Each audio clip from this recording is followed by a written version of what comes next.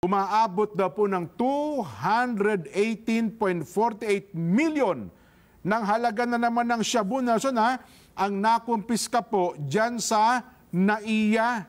Nako, ang package daw po dumating sa Fair Cargo Warehouse NAIA facility.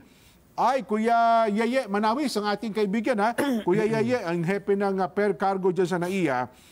Alam mo ba kung saan galing, Nelson? Saan? Mula po sa Zimbabwe. Ba? Dumating po sa NAIA noong Abril 13. At alam mo ba kung paano diniklara? Diniklara po itong machinery muffler. Machinery muffler. Tambucho. Yun na nga po. Oo. Mabuti na lamang naghinala yung mga tauhan ng Bureau of Customs dyan sa NAIA. Sabi nila, pwede bang suruin natin yan? Parang kahina-hinala eh. Kahina-hinala.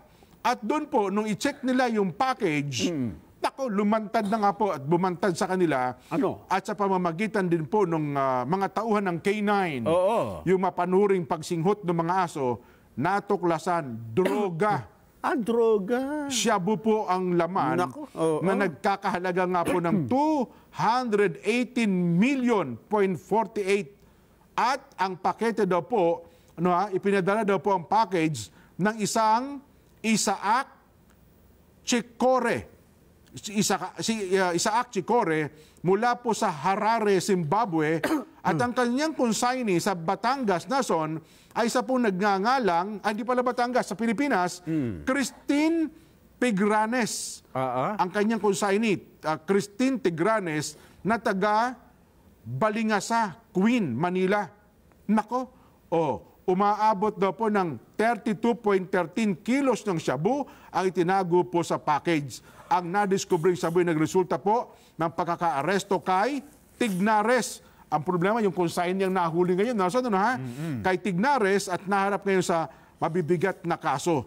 Kaya inuulit po ng mga pisales, ito lagi natin challenge sa mga tauhan po ng Bureau of Customs, Commissioner Bian Rubio, huwag niyo pong palulusutin itong mga drogang ito. Sukdulang dumaan sila sa butas ng karayom. Pati butas ng karayom, barahan nyo kung may makakalusot. Di ba? Basta droga, huwag na huwag niyo pong palulusutin. Ayan.